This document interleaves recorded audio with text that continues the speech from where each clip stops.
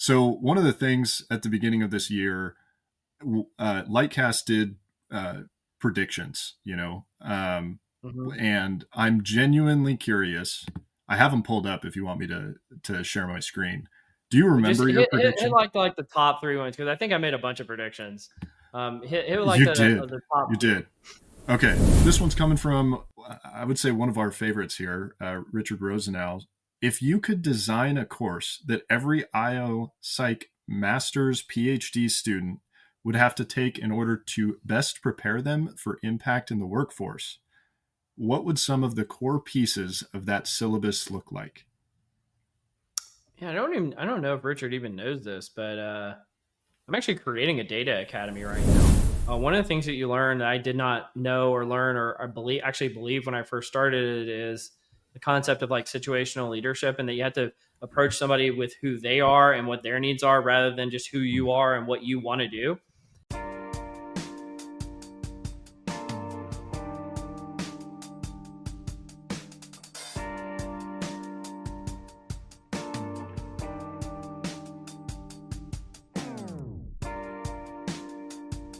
Welcome to Directionally Correct, a people analytics podcast with Cole and Scott, and today's guest, well, kind of nobody. We're doing an Ask Me Anything session with my colleague, Chayce Kowalski.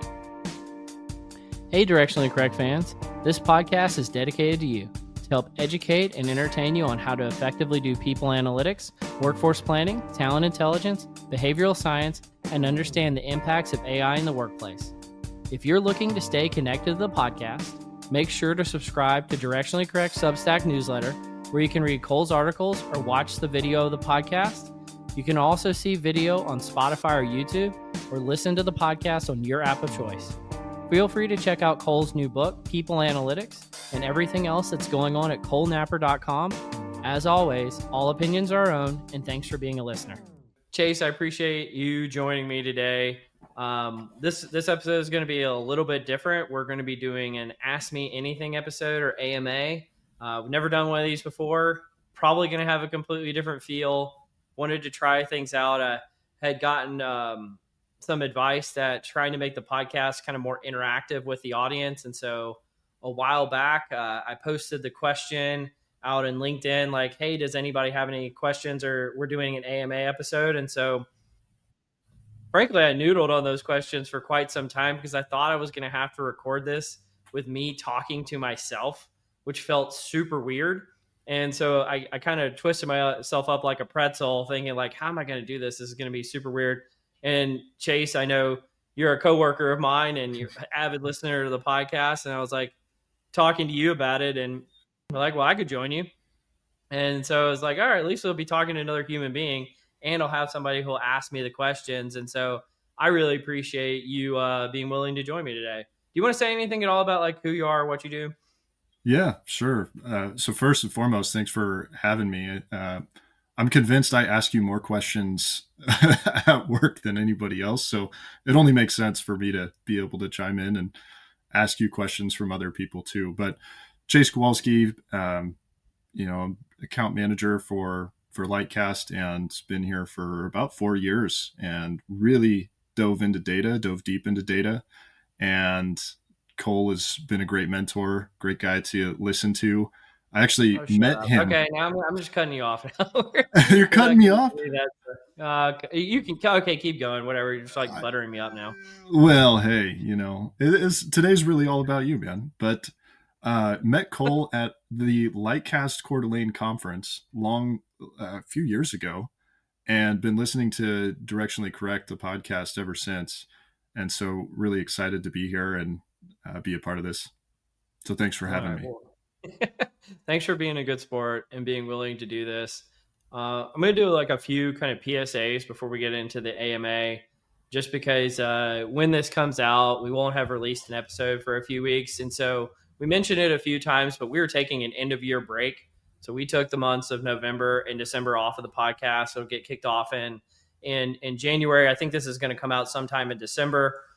So just those of you who are wondering why the podcast hasn't been coming out and why you're not getting episodes, we're just taking a 2-month break. We've never done one of those.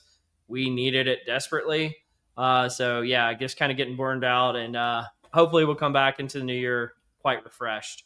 One of the things I also wanted to mention is people always ask me, they're like, why isn't Scott in all the episodes now? And again, like, why is he in this episode? We kind of made an arrangement where we had moved, I guess it was like almost 2 years ago now, where we had moved to doing episodes every other week, just for, frankly, both of us are very busy in our jobs at that time. And with me starting a new job at Lightcast, I was able to move back to weekly doing the podcast, but Scott was not able to. And so he's just joins every other episode now. Just to kind of get behind the scenes a little bit, we stagger these recordings. Sometimes we'll record 2 or 3 in a single week, and sometimes we won't, we won't record for 2 or 3 weeks straight. And so the release schedule ends up, sometimes it'll be like 2 or 3 episodes in a row where Scott's on there, and then there'll be 2 or 3 episodes in a row where he's not on there. So just wanted to call that out, but he's still around. He's just here for every other week. That's the kind of the way that we're doing things. And then just another one, a common question I get is about why we don't talk about our current or prior employers and use more stories from work. Well, frankly, because we don't want to get fired. And so many of the places that actually every place I've worked before Lightcast, I had non-disclosure agreements and could not talk about that. So if we ever mentioned the employer on there, like, I could get fired in my day job. And I think Scott kind of has the same arrangement with his work. And so we do really cool work, just oftentimes we can't talk about it. And so we try to make the podcast really fun and bring on guests who can talk about what they're doing. And we also try not to name people on the podcast because, like, I'm very public persona. I meet people all the time, but I try to do my best, unless they've been a prior guest on the podcast, to not name people, just because I don't want to put people on blast with, like, unnecessarily, because I've accidentally done that a few times in the past, and that was not good for me or the other people. So try not to do that in anything anymore. But with this said, Chayce, I want to turn it over to you. You're going to be doing the asking the questions, the AMA. So at this point, do you want to kind of take it from here and just take me through, and then we'll do a Cole's Corner and just see how this goes today? I feel very hesitant to hand over the reins to someone else, but let's try this out and see how it goes. Yeah, it's going to be great. So for those that don't know, again, Cole, you put up that LinkedIn post. A lot of the questions that we're going to be covering today came directly from that LinkedIn post. And so I'm going to be calling out who put that comment in there, give them a shout out. That way, hopefully they can listen back to this and then, know that we answered their question. So this one's coming from Colby Kennedy Nesbitt.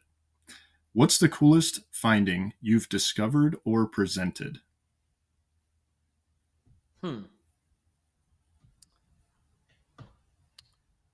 So this isn't actually answering the question exactly, but I remember earlier in my career, and it's where I made this discovery. I had kind of this epiphany that I'll talk about in a second, where I was literally at dinner with a senior HR leader after we had presented at, like, some offsite that day. And we were just kind of talking conceptually about an idea about what was going on at work. And I literally started drawing a chart on a napkin. I know some people like say, we had an idea, we drew it on a napkin at a bar, but this, like, literally happened. Like, I was, like, literally drawing a chart on a napkin about, like, the concept we were talking about.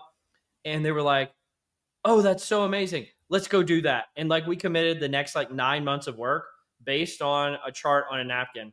Now, at this point in time, I had been working for this executive for months, doing rigorous data analysis, trying to do everything I could to meet this demand with no success. And drawing on a napkin literally changed the course of things. And so one of the things I always say to analysts as advice is there's literally no correlation between the amount of effort you put into your work and the impact it has. It's not a small correlation. It's no correlation, which means you can do something, at one point in time and for months or even years, and it have zero impact. And you can literally write something on a napkin and it have more impacts than work that took you 6 months to do. And so I'd say, like, that was actually a very eye-opening fact for me. I was not aware of that at the time. Nobody had ever told me that. And so I try to share that pretty often as a cool and interesting finding I discovered, is that there's no correlation. And if you know that, you have to really be judicious about where you put a lot of effort. Because if you put too much effort, it could all go to waste if it has no impact. Yeah. sometimes those whiteboard scratches are often the best ones. I'm curious, did you draw a diagram on this napkin? Was it some chart that I they can then I can passed? visualize it now. Again, I'm not trying to put anybody on blast, not trying to violate any Yeah, yeah. NDA agreements I had, but I can literally I can visualize the chart in front of me. Like in this, I think it's happened in like 2014, so it was quite some time ago. Yeah. Okay. That's awesome. Well, hopefully that satisfies Colby and the question they had. But Well, let's keep going because I think we got a bunch of them. we do. Let's We have wrap so up. many. Yeah, yeah. Okay, so this one is actually this one's coming from me.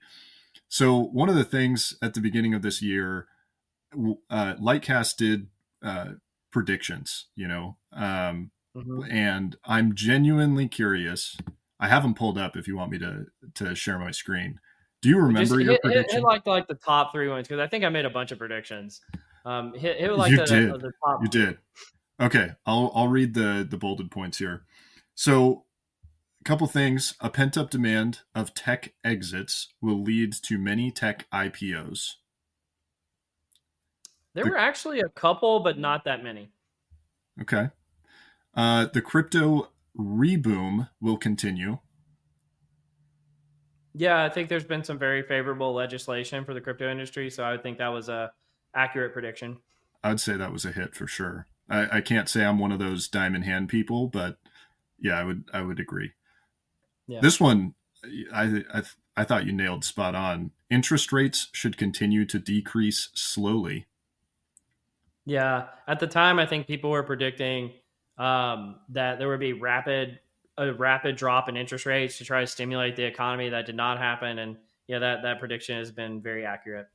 Yeah, I'm gonna What did I make. fail on? Hit me with the one I most missed on, just to keep my ego in check. I don't know if you mostly missed on this one. I think this one's just maybe this one's top of mind because of where AI is falling. But the Gen AI Mhm. boom will not turn to bust, but the cost of consumption of AI will begin to be passed to the consumer. Yeah, I think I was right and wrong because for a hot second there, OpenAI started to charge like $20,000 for the most, what they call them, like the models that are the most advanced. They have a name for it. I can't. It's escaping me right now. But I think that actually went away after they Hmm. started releasing GPT-5. So they were starting to pass along the cost to the customer, but I think largely that was probably a miss because I don't think that has happened yet. I still think it's probably going to have to happen. And the interesting thing is it may not be on the consumer side, but I imagine it'll be on the data side, like with data centers. We'll start having to pass the cost of energy onto the AI companies, and then the AI companies will likely be forced to pass that on to customers. But I think that's yet to be seen. So yeah, Yeah, I'm going to be really interested to see how AI tries to become profitable. That's something definitely worth monitoring in the future, I think. yeah, Okay, absolutely. next one here. Um, this one actually, I think this is. Let's see. Here we go. Well, like I think this is one I just wanted to put on here. This I guess I missed this in the PSA section. Um, and so two more PSAs really quick. One is nobody ever asked me this. I don't know why. I think they just assume they know why. But what it's like being different, working at a vendor like at Lycast, being internal like I was at like FedEx, Texas Instruments, PepsiCo, like all these other places I used to work, versus being independent, i.e., via the podcast and the newsletter. I think people see me as like a singular human, and they don't realize that there's actually three different contexts that are going on depending on where I've been and what I've been doing. Uh, and the reality is there's pros and cons to each, right? I'll start with the podcast just because people hear me on this. But when you work somewhere and you have a big voice, and I think about mostly my prior employers here, I think Lycast has been very supportive, but they don't necessarily like that. And so if you say with a big megaphone something that they don't want to hear, that puts you in a lot of risky positions with your job. And so I'd say they're like going independent and doing more stuff on the side has been incredibly rewarding, but it's also incredibly risky. So I get a lot of people ask me like, "Oh, I just want to do what you do," and I'm like, "Yeah, but do you realize the type of risk that you're taking on by doing that?" And so I don't think a lot of people realize that. I'd say being internally, an internal role like that. If you really want to make an impact, be in an internal role. You get to actually do the things, make the impact. The hardest part, honestly, is just dealing with the internal politics and shenanigans of being in a big company. Like, it's just really difficult. And I think it's been especially challenging in the last few years because of all the layoffs and things like that, is you have to deal with like a lot of unpalatable situations. So there are pros and cons of being internal. Being on the vendor side is really interesting and cool. The only challenge there is a lot of people just assume you're a salesperson all of a sudden. Like, it'll be like even my friends, and they're like, yeah, you're a salesperson now. I'm like, no, I'm not. But and frankly, at another vendor I used to work for, I had to do some more like BDR type of things, which I did not like and I didn't enjoy. And I think it did hurt some of my relationships, but I don't have to do that in my current role. So yeah, being on the vendor side has a lot of pros. And I think especially if you've worked for the right kind of vendor. And so, yeah, I thought that would be a neat one to talk about today. I also say like a question I get is like people just say, hey, why don't you go get so-and-so to be a guest on the podcast? Do you think that there's like some like magical solution to just get people to show up to these podcasts? Like, I don't think people realize, especially when we first started, not as much now, but we dealt with, and I say we, I mean me, because like Scott really wasn't reaching out to guests. Like, I dealt with so much rejection, like a soul crushing amount of rejection. Now, more people actually like offer themselves up to be on the podcast now. It's fairly popular. But even then, I still have to be somewhat choosy in terms of the guests we bring on, because frankly, a lot of people think they're interesting and they're not. I hate to say it that way, but they think that they have something to say, or frankly, they have something to say that I don't necessarily agree with. So I'm not going to necessarily bring them on the podcast. But another thing is, a lot of people make recommendations for people who actually work at vendors. And the reality is, this podcast works off of sponsorships. And if the companies that they work for don't want to sponsor them, there's so many people that work at vendors that I want to talk to, that I want to have as a guest. I just think they're interesting, but just on principle, I can't bring them on unless they're company sponsors. And so I just wanted to call that out as like another PSA. But I still get ghosted all the time, and it is a very humbling experience. And so if everybody just sees like the bright veneer of the podcast, I think sometimes they forget that, yeah, it's actually hard to make this thing go around. But with that said, I want to turn it back over to you, Chayce, getting past all these PSAs. Yeah, that's fair. I can't imagine why you haven't, interviewed some CEOs on here like Mark Zuckerberg or something like that. I'm sure he'd just hop I'm in. not even trying to get them like. That's fair. Yeah. Yeah, like, and Obviously, frankly, people because analytics space. what would I talk to them about with people analytics? Like, what are we going to talk about? Yeah, Mark, why'd you pay someone $250 million? Like, where'd you get that? Yeah, I don't know.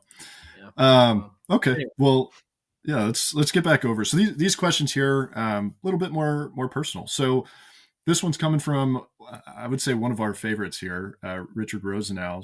If you could design a course that every IO Psych master's PhD student would have to take in order to best prepare them for impact in the workforce, what would some of the core pieces of that syllabus look like? Yeah, I don't know if Richard even knows this, but I'm actually creating a data academy right now. So I would say I'm working with Alexis Fink, who's going to be leading the strategy section, Gina Tabis, who's going to be leading the leadership section, and Sonali Kumar, who's going to be leading kind of the analyst section. And so I would say I would split the curriculum into three areas: strategy, leadership, and like analytics. And what undergirds it all is going to be kind of loosely based on my book about how to do people analytics today versus how to do it with generative AI.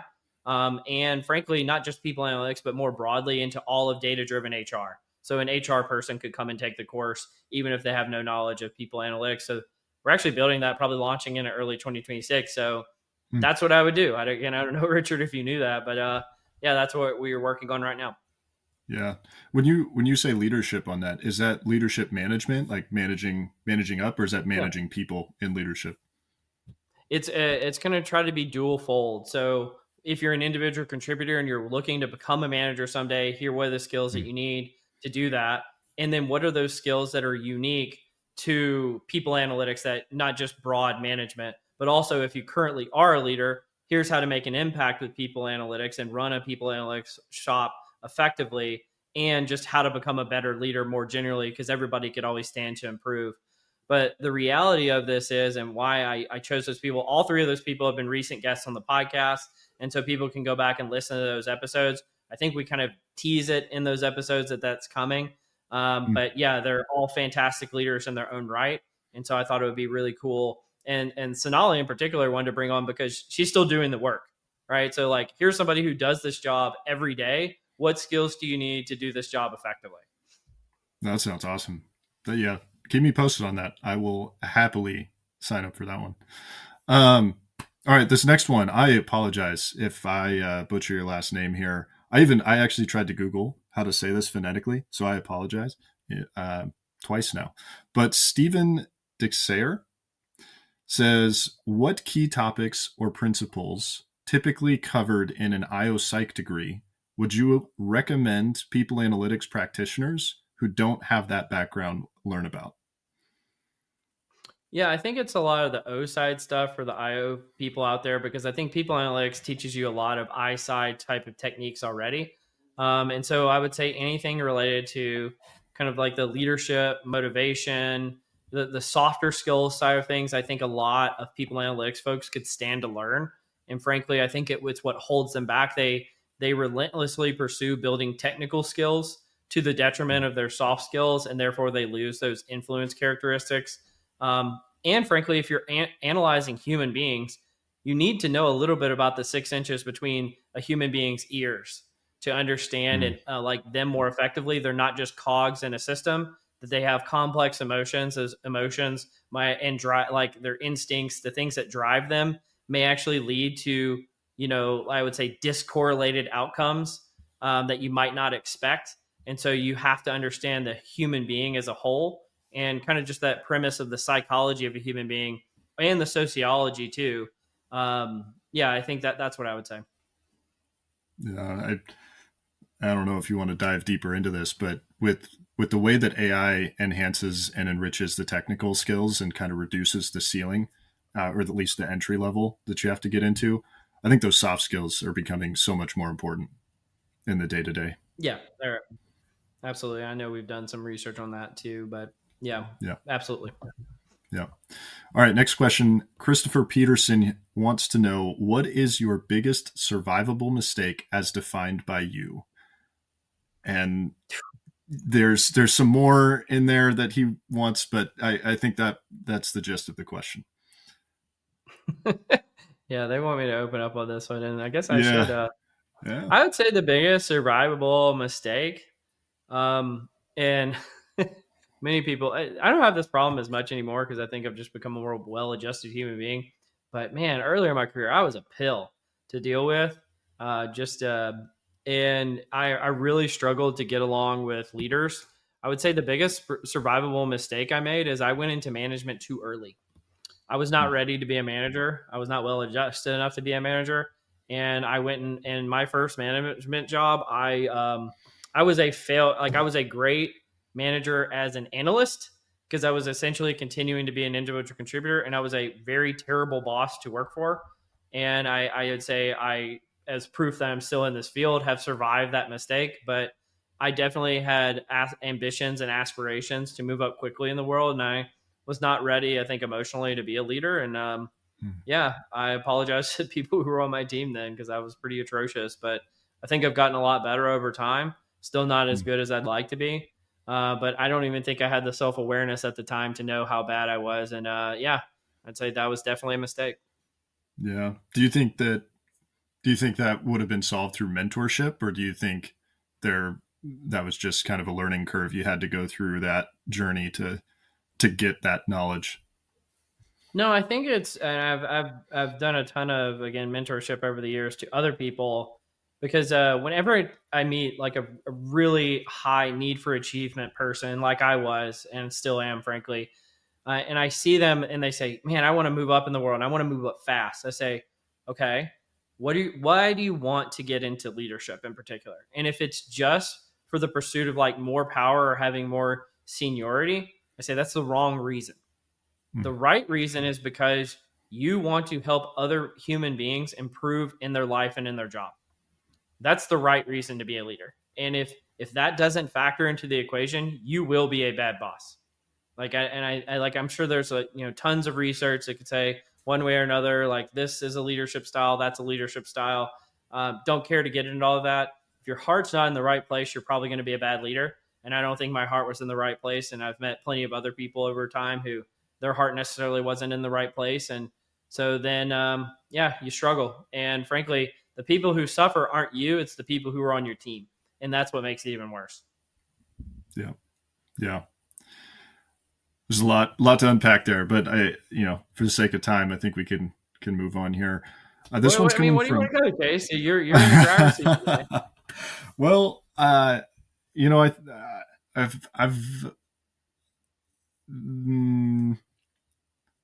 I will keep. Come on. Okay. Hit me with it. Chayce is going to tell everybody I'm a jerk to him. So that's fine. Yeah. Total jerk. No, what I will say is, I think it's fair to say you've been a bit of a mentor to me, and you are very direct, which I've appreciated. I think people need to be more direct in the feedback and in the vision that they cast for people, especially from the top down. But how do you breathe that life into somebody, like without crushing their hopes and dreams? Because I think, to your point, there's a lot of people that want to take the easy way to get into leadership. Ultimately, there really isn't a good way to take the easy way into leadership. You got to put in the groundwork. Yeah, breaking into leadership is a challenge. It's like one of the biggest hurdles to get over in your career. I would say, in terms of being direct with you, one of the things that you learn that I did not know or learn or believe when I first started it is the concept of like situational leadership, and that you have to approach somebody with who they are and what their needs are rather than just who you are and what you want to do. And I know you can take it, frankly. Like, I know you actually thrive off getting really, really bluntly direct feedback. Most people do not. I'm probably still more blunt to them than they would like, but I massively tone it down and try to meet people where they're at, depending on who they are. Right. Again, not perfect, but I would say I know you actually need that, and that's why I provide it to you. Yeah. Yeah, well, it is appreciated, but I think that's good. Talking about survivable mistakes. Hopefully Christopher is happy with that answer, but I think that's pretty insightful. This question here, this one's from Steve Dibble, and this one's a long one, so bear with me. I'm going to try and truncate this down, but in a couple of your recent Directionally Correct episodes, you hinted at an introspective journey regarding mission or purpose. In the emerging age of AI, I feel that mindful, intentional purpose will be so important. Certainly not all of your introspection might not be appropriate for public podcast, but maybe the parts that are especially applicable for people analytics, you could have your favorite LLM interview yourself. So, Cole, why did you not want to take your job, Chayce? He wanted. Yeah, I was going to say, why did you not just lean into your favorite LLM to have you do this Ask Me Anything podcast? I don't know. I like human beings more than I like AI. That's it. It's like I'd rather talk to you or a human than I would to an AI. I've actually talked to AI a few times, and I've used some examples on the podcast before where it has been helpful, especially with writing the book. But I would say, just to kind of that introspective journey he was talking about, frankly, I think, and Scott would probably agree with this, I think at times, and frankly, earlier this year, middle of the year, I was getting really burned out on this thing. There's a reason we're taking an end of year break. We're almost 4 years into it and had taken 0 extended breaks from the podcast. And I think we just needed it. And the other thing is, I think that at the time, there was a lot of discussion is like, is AI going to take all of our jobs? Is it going to take everything that People Analytics does? Do you kind of lose some of the mission creep of like, why are you even doing the podcast? And so I just think we needed a hot second to kind of rediscover. Frankly, I think I've just kind of broadened my interest. And so one of the things that I've done recently is change the intro to saying it's just a People Analytics podcast to say it's about people analytics, talent intelligence, workforce planning, behavioral science, and the future of work with AI at its core. The reason why is wanted to give myself more breath to talk to more people about more interesting things, because frankly, I just have a variety of interest. And I felt like, and I think Scott would agree with this too, we felt like we were just kind of talking to the same people, having the same conversation over and over again, trying to kind of breathe some life into it and just giving us a little bit more breath. So I would say that that's probably the answer. I don't think LLMs like necessarily like demotivate me or anything like that, but I do at times want to talk about more than just AI. Yeah. Yeah, actually, as we were preparing for this, I thought about asking you some more AI questions, but honestly, it's like it's becoming a taboo in my vocabulary talking about AI. Every time I'm reading these questions about AI, I'm like, it hurts. It's not just a taboo; it's boring. It's like people are all worried about. I call Yeah. them like overpopulation on Mars issues. We haven't even landed on Mars yet, and you're already worried about overpopulating it. We haven't even gotten to AGI yet, and we're all worried about what this post AGI world looks like. I'm like, we may never get there. Like, you guys are Yeah. just worried about stuff that has not happened. Yep. Couldn't agree more. All right, next question. This one is from Andrew Pitts. He's got a few in here, but we'll start with this one. If you could live in any non-U.S. city in the world, where would it be and why? Probably just because I don't speak any other languages. I might say London, just because That's fair. I got to go somewhere where they're native English speakers. And London's a pretty cool city. I liked Yeah. Amsterdam when I was there. That's a pretty cool place as well. But I'd probably just say London, just make it easy. I know Okay. Andrew's in Australia. So Andrew's previous guest on the podcast. So was Richard. He probably, I haven't been to Australia. I think, I bet you dispositionally, I would love it there, but I just haven't been. So I can't say one way or another.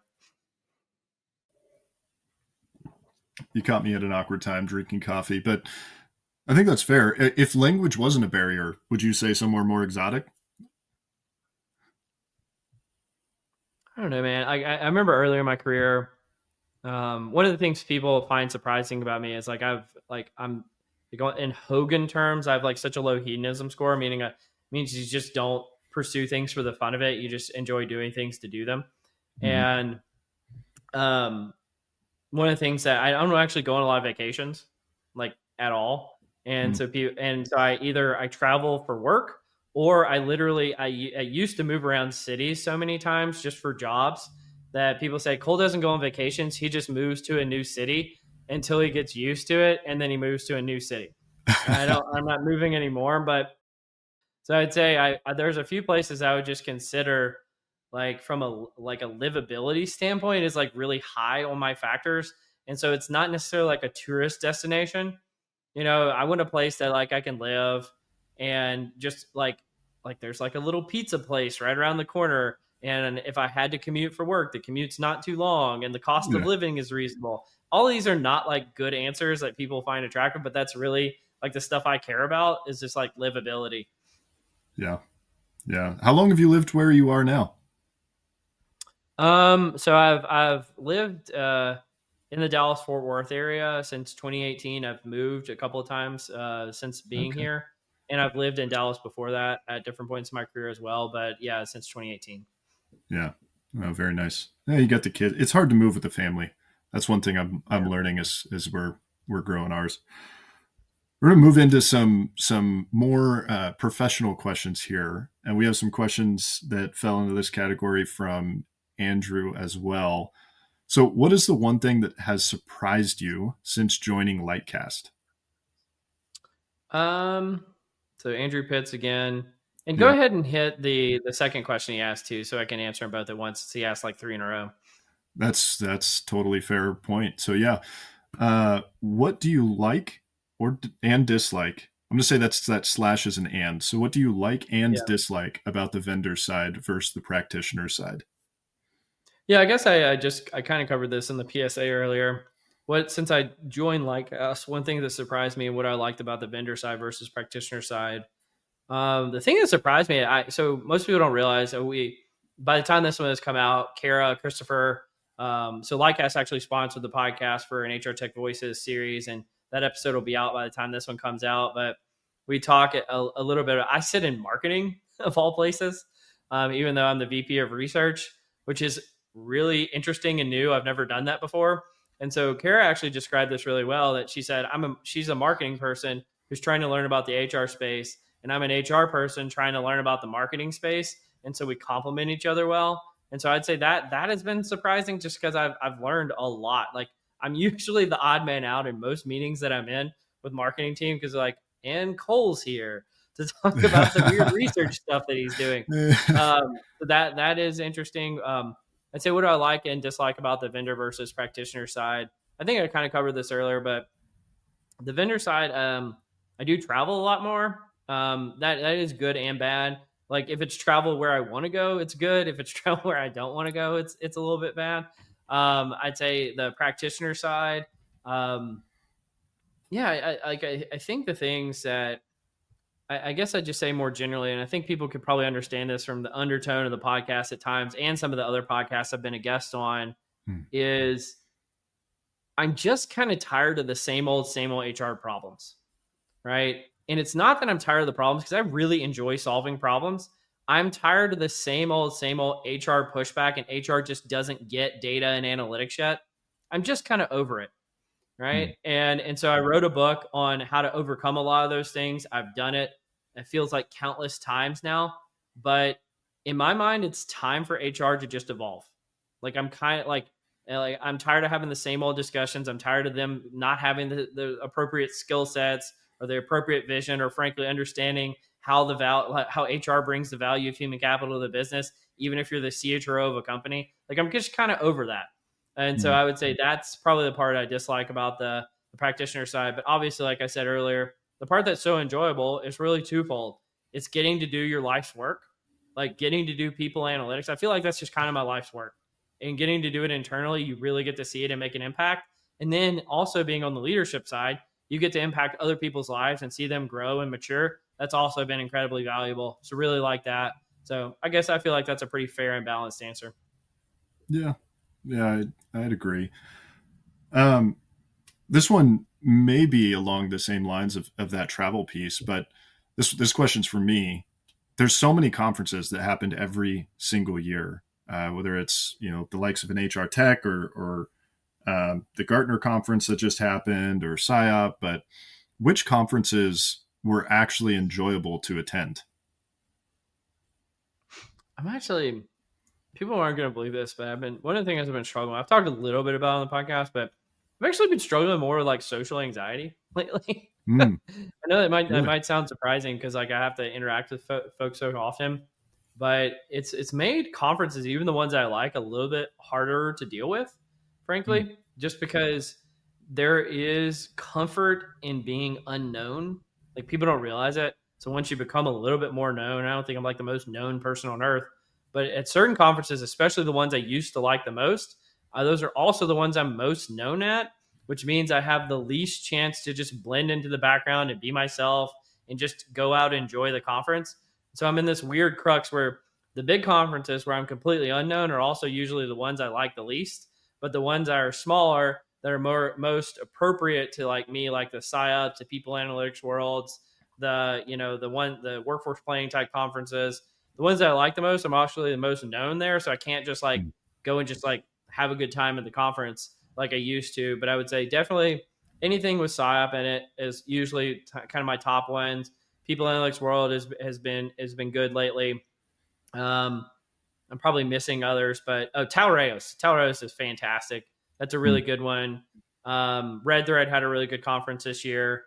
Um, yeah, I don't know. I'm probably forgetting some. Sorry, I don't have all my lists because I feel like I've been so many Yeah. cities this year. It just like you forget things. But yeah, I would say those Yeah. are some of my top ones. All right. Follow up question to that, since it was mine. How do you define a good conference?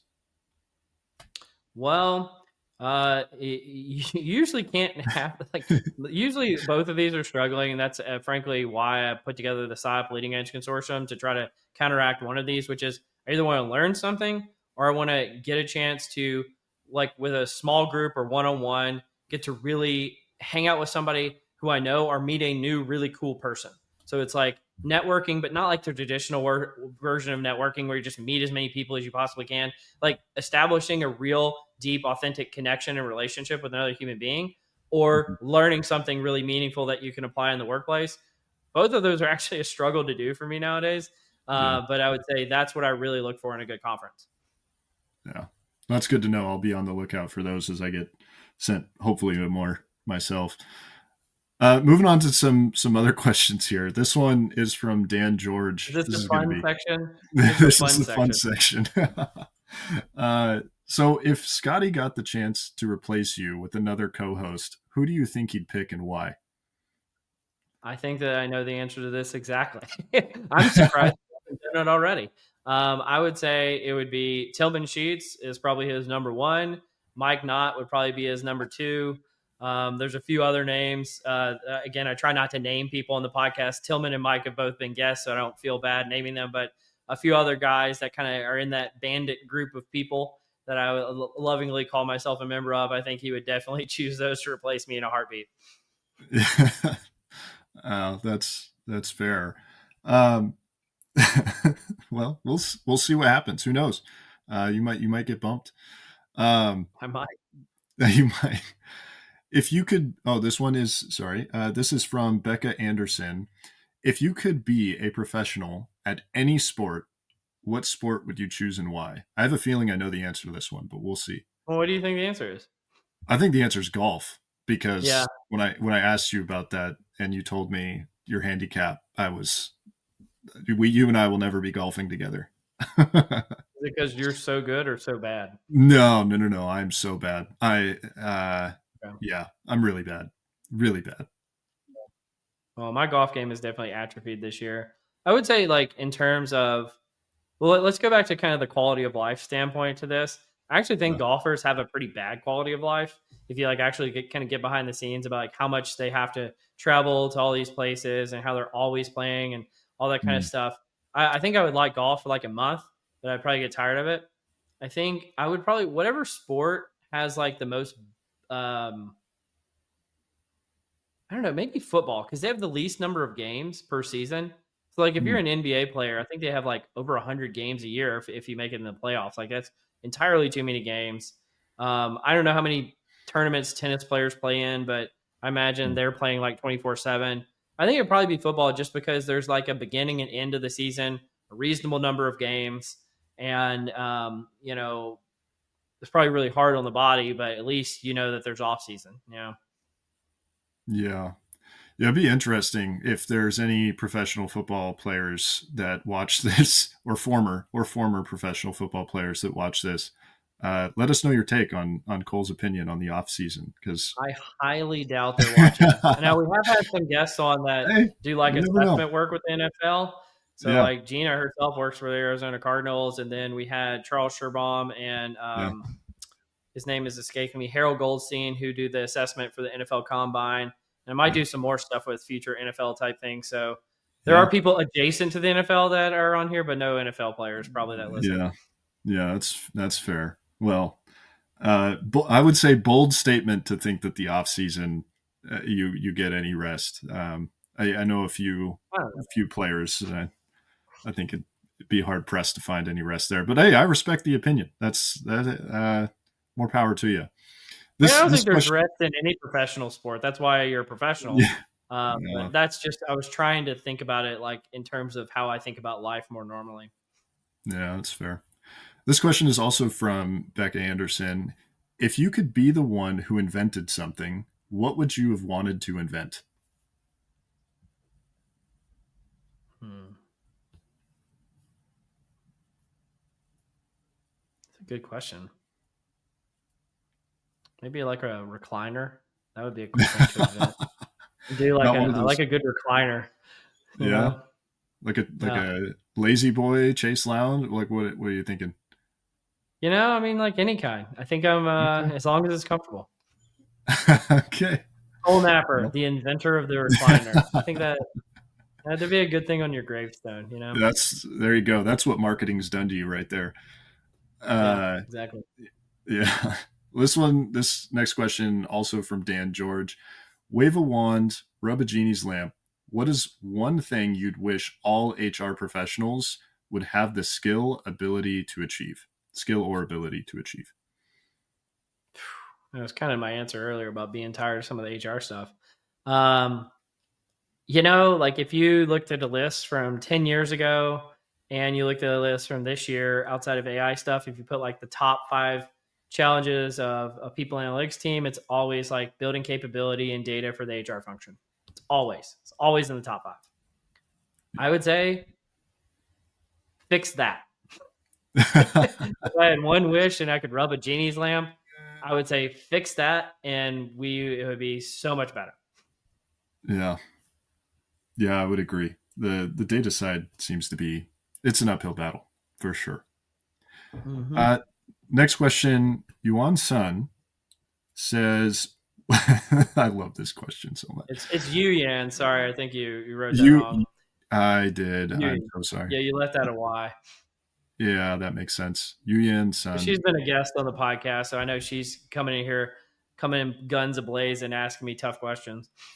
Fair enough. I should have copy and pasted these names rather than trying to type them out. My apologies. Okay, would you survive a zombie apocalypse if the zombies were just people trying to talk to you about your emotional baggage? So the backstory here is Yu Yan came on the podcast, and we had, I would call, one of the most sentimental discussions about her growing up in rural China, moving to the U.S. Very kind of meaningful podcast, frankly. And we had conversations since then about how I would never do that, like open up that much. And so she recently had me on her amazing lives, kind of LinkedIn live, and forced me to talk about a bunch of stuff I didn't want to talk about. And so that's what she's getting here with like my emotional baggage. If people force me to talk to her about it, well, Yu Yan, I joined your podcast, so you're welcome. There you go. That's my answer. Is that the equivalent? Was her podcast the equivalent of a zombie apocalypse? Is that the? No, she's just trying to be funny. I love it. I love it. Have you ever wondered what really makes a generation tick? Who gets to pick the name? And why the slang keeps changing? Don't worry, I can help. My name's Dr. Megan Grace. On #Gen Z, I share the voices and experiences of Generation Z, how they're different from other generations, what moves them, and why they do what they do. In each episode, we go beyond the buzzwords and the stereotypes to dive into real conversations and the insights that matter to making intergenerational collaboration a reality. You can catch #Gen Z on the Work to Find Podcast Network and wherever you listen to podcasts. Okay, this question is from Catherine Brecken. Who is the directionally correct guest that has wowed you the most in terms of their analytics experiences, and who for their non-people analytics experiences? So their analytics experiences. I mean, I'll say recently, Ludic Stellick, that guy is just he's just brilliant. And I finally got to kind of nerd out with somebody about like deep technical subjects, but I can't even hold a candle to that guy. There was a point in time where I was really, really trying to be a world-class technical expert. And that's kind of running on fumes now because I just don't keep up as much as I used to, but Ludic is just amazing. So I'd say him. For their non-people analytics experiences, I actually think about like the people who I admire who were able to make influence and impact. And so I think like Alexis Fink, she's talked multiple times on the podcast about the work that she's done at Meta and Microsoft and Intel. I'd say Amit Mohindra, the episode way back where he talked about power. That was a transformative episode for both me and Scott. RJ Milner, I think he has probably the most executive presence of any. I think he's a chief people officer now. He was a people analytics leader, and he's like one of the few people I think could actually make the transition from people analytics leader to chief people officer successfully. And I think that I would say somebody like him. I'd say Prasad Sethi founded the Google team. Clearly just an incredibly emotionally intelligent leader. I'm probably forgetting others, but those are the ones that come to mind. Yeah. I really liked, I've listened to all the sessions with Alexis and they are incredible. Love those. Yeah. So she's amazing. Yeah. Sweet. Well, I think this gets us to. Are we ready for Cole's Corner? Yeah. It's weird that I get to bring that up. Yeah. Well, let's call it Chayce's Corner today. Okay. Chayce's Corner. All right. Welcome to Cole's Corner. Sure. You take me through these. How about that? All right. Happily. So one of the things, so little backstory, just going to give a minor bit of context to this question. So when I was in college, I had a roommate who decided to major in philosophy, and my roommate, there's three of us. My other roommate and I kept antagonizing him, saying, how are you going to get a job with a philosophy degree? Insert AI here. Do philosophy majors find themselves in a key place in the future of ethical AI use? Yeah, I think your emphasis is on the ethical part of that. Yep. So I'd say absolutely. In terms of the broad scale adoption of AI, if we're leaving the ethical word out, probably not at all, frankly. Mm. But that said, if I went into like you like went through my phone, you went through like my personal podcast listening habits, I think you would find an insignificant minority or a significant minority of the things I listen to is actually like philosophy or philosophy adjacent. Really? Um, so yeah, I think it definitely has a role in trying to understand kind of the human mind and how we interact in the world and how to live an ethical life and all of those types of things. Does that play a role in AI? I think it plays more of a role in terms of how AI is constructed than it does in terms of necessarily how AI is used, because how it's Mm. constructed is frankly going to guide how it's used. And so I think Yeah. you would have to go upstream in terms of how philosophy majors could have an impact on its use. I don't know. Would you agree with that? I would agree. I think when I'm thinking about, how AI is intended to put out answers, right?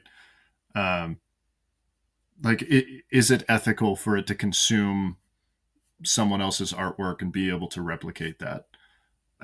Or music for that matter. There's so many, like I go on YouTube now and seemingly all of these playlists that are coming out are AI generated in some way, shape, or form. And it makes me wonder, like, is there laws or ethical standpoint? Like, where do you find that line of, well, this was AI generated, so I just don't know. It's going to be interesting to see how it all works out, I think. I don't know either, Chase. So let's move on. That's fair. All right. Um, Hmm. this one a little bit similar to one we asked earlier, but what's a place you've never been that you'd most like to go, and why? It's probably New Zealand. I always kind New of wanted to Zealand. do, and I know my wife is very into the Lord of the Rings too, so I think she would be down as well. But probably New Zealand, maybe Tokyo. I think both of those would be really cool places I've never been. I'd like to go.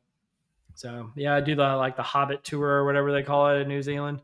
They're just Yeah, beautiful settings and all that kind of stuff. But yeah, that's what I would say. that's fair. That's fair. New Zealand. My And do my like the brother. Game of Thrones tour in I think it's like Romania or something like that. That would be cool too. I feel like if you go to New Zealand, you kind of just got to hit up that whole side, man. You have to hit up Australia after then because you're flying so far. That's the challenge I had with New Zealand. Yeah. But that makes sense. There's nothing there that's going to kill you. There's no snakes. My wife found that out and she said we have to move there. It's like no, it's not going to happen. Yeah. I was like, I'll see you guys later. Yeah. This one actually came from Colby Kennedy Nesbitt as well. Why do you do what you do? So Colby was wise. She knew that this was a typical Kohler's Corner question, so she asked it. Yeah. So why do I do what I do? Well, it's actually kind of changing. So funny enough, I don't really do people analytics anymore. I know that sounds weird to say. I'm more along like akin to like a labor economist in my day job in terms of Mm. how we look at data, how we analyze it, the type of research we do, a lot of things I get to talk about on the conference circuit.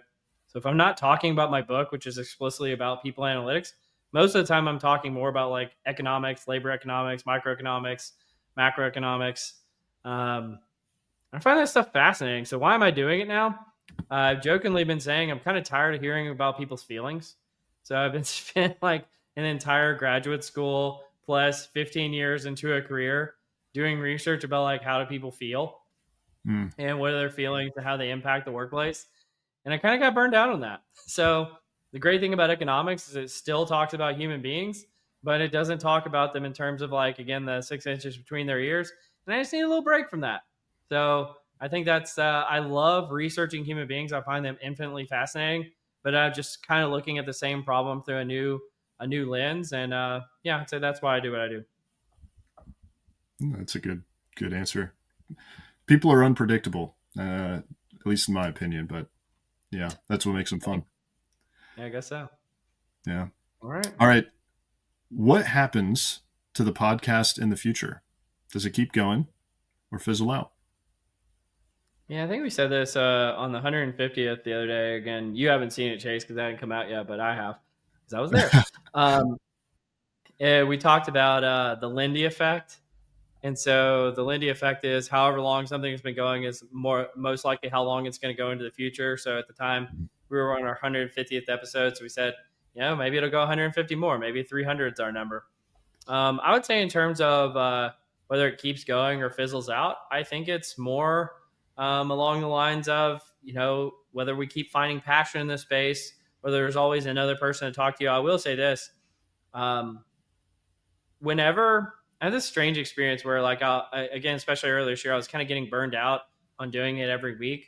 But simultaneously, I would have a conversation with somebody and I'd be like, man, I really want to talk to them on the podcast. And I think if that feeling of, man, I really want to talk to them on the podcast ever goes away, that's what will be when we stop. Right. Because as much as I love the audience, as much as I love that it's pretty popular, as much as I love the newsletter, if I no longer receive joy from this, I don't make enough money off of this to make this worth it. Yeah. And so it's more a labor of love, not a labor of making money, even though it makes a tad bit. So I'd say, yeah, it's just going to be whenever that feeling goes away. And if it never goes away, the podcast will just continue forever. Yeah, I think that's fair. You gotta do it for the enjoyment, right? This is that extracurricular, so that makes sense. Well, it's like the extracurricular that kind of turned into my life, which is weird. Really? Well, because like here's an interesting point. And again, I don't think I've ever said this on the podcast, but like if this podcast didn't exist, I definitely wouldn't be at Lightcast right now. And it's not like I wouldn't like Lightcast. It was Lightcast would not have liked me or known who I was. Like if I didn't have the podcast, I wouldn't have been Coeur d'Alene when you and I met. Right? Like that was like the reason, like a lot of the, like in terms of thinking it's like this big like explosion of a decision tree of like the possibilities of my life. A lot of the branches of that tree that have been like happenstance things that have come up are the root cause of it was this podcast or the newsletter or both. And now, frankly, the book is kind of opening up new territories there too. But again, the book wouldn't have happened without the podcast. I mean, like we could go to kind of the etymology of the book.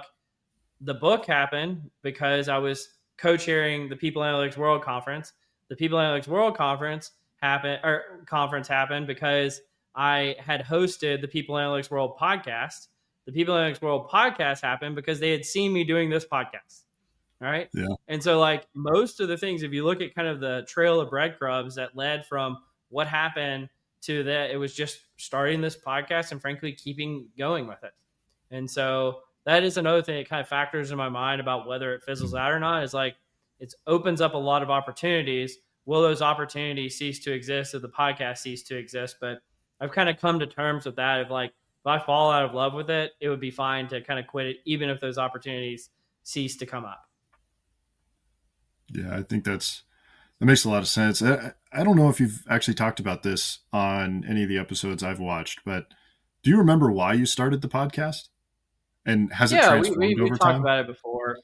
I mean, this is, I always give Scott like a lot of credit in this space. Like he reached out about it. Like I'd had the idea, like I wanted probably starting maybe 2017, 2018. That's when I'd started listening myself to a lot of other podcasts. And I think every podcast listener kind of goes through this journey where they're like, I could do that, So I'd had this in my mind, like I could start a podcast. Now, starting a podcast becomes a very humbling experience because yes, everybody can do it. But the reality is all of us, except for like 1%, really suck at it. and nobody wants to listen. So everybody will give you a courtesy listen just because they're your friend when you first start out, and then they quit listening if you suck. And the reality is, we did that. We went through a period of time where we just sucked and then got better. And so a lot of people just kind of forget about the days when we were terrible, but there was a long period of time. You could even argue now we're still terrible, but we're better than we used to be. That's for sure. Yeah. Yeah. Well, it's always fun to see how it's evolved over the years. And for what it's worth, I still appreciate it. Still look forward to those episodes. And I know we got several more to come out. I think this is the last section here, actually. Yeah, we're going to do some, what am I reading? Yeah. Yeah. What are you reading? Let me pull up the first article. The first one we've got is called, Does Higher Open-Mindedness Reduce Susceptibility to Misinformation and Belief in Conspiracies? One of the things I've wanted to talk about on the podcast for a while is just conspiracy theories. I think they're fascinating, but I think they freak out a lot of people. And so I know I either wait till Scott's on the podcast and want to talk about it, or just you're here, so you're just going to have to deal with it, Chayce. But a new paper from the Journal of Experimental Social Psychology talks about, if you make people more open-minded, can it reduce their susceptibility to misinformation and belief in conspiracy theories? And so they have this scale called AOT, which is actively open-minded thinking. And it's a well-known concept characterized by the active avoidance in my side bias and overconfidence in one's conclusions. And what they found is, in this sample, relatively small, so 462 people in the first study and 464 in the second study, that AOT can show increased in pre-bunking, like an intervention to kind of reduce conspiracy beliefs, and that higher AOT actually translate to the better ability to discern true from false information and reducing the belief in conspiracy theories. So I think you got a chance to kind of glance through this one, Chayce. What do you think about this, the AOT reducing the belief in misinformation and conspiracy theories? Yeah, I mean, first thing that stick out to me is I think we're in a world where there's so much information that we're consuming every single day. I mean, there was a statistic. What is it? 98% of statistics are all made up, but it's something in the realm of 1,000 notifications that we're getting, like, through our phone, whether we're scrolling through Facebook, whether we're scrolling through LinkedIn, whether it's a text message or an alarm. Like, there's so much information that we're consuming, whether we're reading it or it's being blared to us, that it really is difficult to discern, in my humble opinion. And so I thought the study was really, really fascinating on how it's trying to tackle and quantify that. But I also think it's really hard for people to change their mind and actually broaden their horizon right now. That's just my take. Like, I can't get anyone to change their mind if they plant that flag. The funny thing to me about it, that was like an interesting part of this finding to me in the first place is, and maybe this is my side bias, I had assumed that the people who are most prone to conspiracy theories were actually already the open-minded people, because they would be, I'm going to consider not just normal beliefs, but what about all these abnormal beliefs? Like, I just assumed that an open-minded person would be the person that was more prone to that. I don't know if they actually tackle that in this study or not, but showing that open-mindedness training essentially is what can debunk conspiracy theories. I thought that was super interesting. The one, I think, shortcoming of this is every so often we actually find out that a conspiracy theory is true. And so hard. And so what AOT looks like to me, if you're debunking or, trying to prove to someone, that if they believe in a conspiracy theory, that you're actually kind of like brainwashing them or, gaslighting them. Yeah. And if the conspiracy theory is actually true, that this is actually much more malicious than it looks. But knowing that most conspiracy theories probably are not true, or maybe they only have like a grain of truth in them and they're like 98% false. I think this is a very interesting study especially in the moment that we live in, when there's so much like competing narratives for like what is the ground source of truth. We can't even agree. We all have like our own little bubbles. We can't even agree on what truth is. And so I think that this was very kind of timely in that respect. Yeah. Well, I think here's the real question: is Bigfoot real or not? I don't know if that's a conspiracy theory. I think that's just for, guys who are nerds who want to go and hang out in the woods. Yeah. Like they're going to go find Bigfoot. Yeah. But anyway, Yeah. let's do the next one. Yeah. This was an interesting one. I don't know if it's particularly insightful, but I think it says a lot about the moment that we're in, which is a professor at Virginia Tech, Christopher Wing, who actually reached out to me after I did a presentation earlier this year.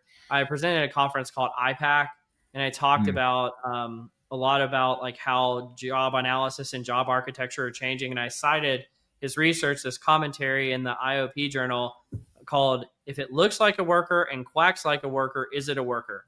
Initiating the development of a precise and robust definition of a worker. So we're over 100 years into the existence of like behavioral sciences and IO psychology, and we've been studying workers this whole time, and no one had ever defined what a worker is. And I thought this was fascinating. And the impetus for why there was this need of determining what a worker is because so many people are now confused about what a worker is because of the introduction of generative AI. And so we're having to define now for the first time what was kind of self-evident, that a human being is a worker. And now we're having to think like, is a gig worker a worker? Is a volunteer worker a worker? Is a caregiver a worker? Is a child laborer a worker? Is a non-human animal a worker? Is an AI a worker? And all of these are different examples of what is a worker. And so I thought this was fascinating as a concept that we have to look into this. But what were your thoughts on this one, Chayce? Yeah, so I know Tesla's doing their robots, right? So are those robots going to be workers? And if so, will they be taxed? There was another article that I was Probably don't have following. income, so they probably can't get taxed. But yeah, like are they a But worker? do you tax the business, right? Like are they? I don't know how that works. But then you have so many AI agents now as well that are performing tasks. Is that task work? Is that task taxable? I have no idea, but I think the tax implications of the definition of worker is what I'm most interested in. That's actually a really good point.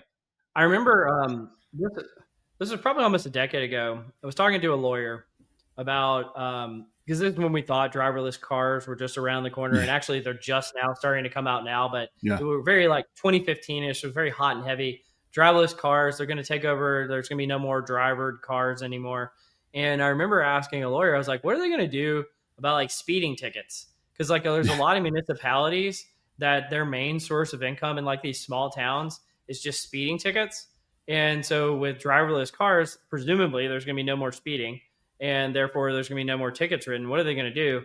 And the lawyer basically said, oh, they're just going to change the laws to make something else illegal so that they can tax that, because a speeding ticket is like an effective tax on the people who go through that town. And so I wonder, to your point, if it becomes too pronounced that there are so many more workers, but they're non-human workers that are producing the productivity outputs for businesses. Well, one of the primary ways that our federal government, funds itself is through income taxes. And if nobody's receiving income because either robots don't make money. I mean, I guess they could make money in certain circumstances, but let's leave that to the side for a second.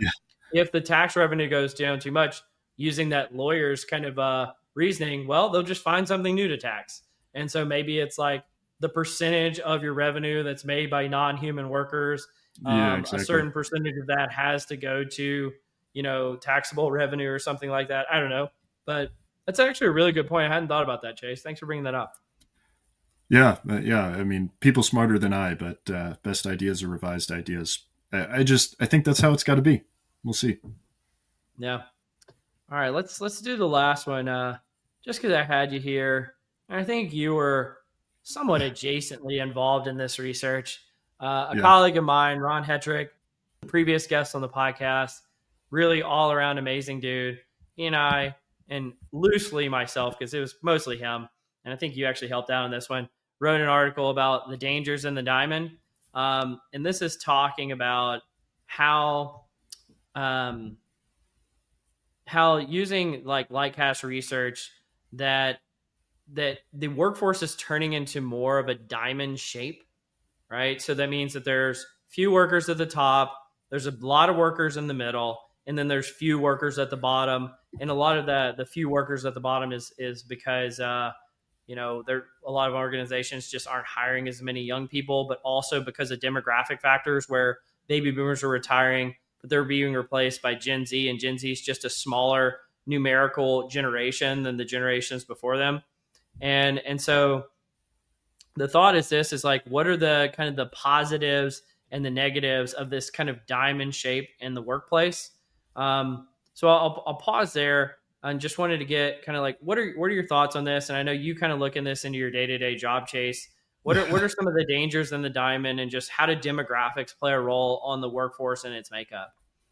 Yeah. Well, a lot of people are still shouting from the rooftops AI is going to eliminate the need for early career or entry level talent. I, uh, Part of me hopes that happens, just because I think there needs to be a shift in priorities, specifically in what people my age and younger are focused on. But the way in which employers are currently hiring, they're really just seemingly recycling the same workforce. It's really high turnover for that, 3 to 5 and 5+ years of experience in industry. So dangers of hiring in the diamond, you got people that maybe aren't able to adapt to certain technology shifts as much. Maybe you have individuals that have prior work experience that is hard to shift into your industry as your industry is getting molded and shaped by hiring difficulty, by technology changes, or something else entirely. But I am most interested in seeing what happens with that younger demographic, people that are maybe even not, I am hoping not going into the college side of things. I'm really hoping we see an increase in trades and trade schools, and that we have electricians and we have welders and plumbers and framers and all of these construction guys, because I got 2 lots of land and I'd love to build on them, but I don't know if anyone has tried to build on any land, but it's so expensive, and it's just because there's not people with that same skill. I mean, it's hard to find a contractor that's under the age of 40. And it just seems Yeah. like no one wants to do it. Let me talk about that younger part of the equation here really quick. This was an eye-opening piece of data in this article where it talks about the labor force participation rate of teenagers, so people that are age 16 to 19 years old, and it goes back from baby boomers to Gen X to millennials to Gen Z. And one of the things you see is, all the way up until about 2001, which is where the millennials enter the workforce, the labor force participation rate was roughly between 50 to 60% of young people worked a job while they were ages 16 to 19 years old. Then starting at about 2001, millennials it plummets, it falls off a cliff. And so by roughly 2012, only 35% of 16 to 19-year-olds are working in a job. And it stayed relatively flat since then as Gen Z has entered the workforce.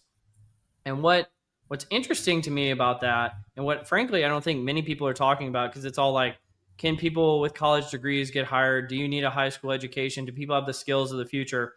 One thing that's missing from the equation, and why the bottom of that diamond is really struggling, is most people want to hire people who have some work experience. It doesn't even necessarily need to be applicable. Mm-hmm. And so if you graduate college and you want to get your first job, and that's literally going to be the first job you've ever held. You've never been a student worker, you've never worked at McDonald's, you never babysat, you never, worked in your dad's construction yard, what have you. Yeah. If you've never done that, it's a huge gap for employers, because frankly, you're just weird and you don't know how to work. And nobody ever says this. Like, if Yeah. it's your very first job, you really don't know how to work. You've never been in any kind of environment. And I mean, by the time I graduated graduate school, I think I counted at one point, I had like 12 jobs before then. Like, I had Yeah. done so many things. And it just makes you a more kind of well-adjusted, well-rounded human being. and more employable. And so I think that the real travesty of what's going on is just fewer young people are getting any experience working at a concession stand, like just doing the kind of the basic jobs that teenagers used to do. And I think that's making them less employable and frankly, less well-rounded human beings. I don't want to blame them necessarily, but I think that is an outcome of what happens when young people quit working. And so I think that that this is an understudied area that frankly that we should be spending more time on as a society of like, how do we get more people to understand the value of work? I agree. And with the younger generation, I think everyone should spend a year in a customer service job just because it'll make you a better human. It really will. Like, you'll get beat down. You'll learn to fail. You'll learn to handle criticism, and maybe, who knows, maybe a coffee or two thrown at you along the way. But I think that would be good for society at large. Awesome. Well, I think that's a good point to wrap on, Chayce. I really want to say thank you for doing this. I know I give you a hard time sometimes. I do think the world of you. I think you're one of the smartest people I've worked with. You always ask really great questions. You're very talented. I wanted to say that publicly so the world could hear it, because I just think that you're amazing. But any final words before we wrap up? I really appreciate being here and excited to get back to work. I'm actually on vacation now, so I come back on Monday, which is going to be exciting. Well, thanks for doing this while you're off, man. Well, you've been listening to Directionally Correct, the People Analytics Podcast. No guest today, AMA episode. Chayce Kowalski, thanks for being here. Thanks.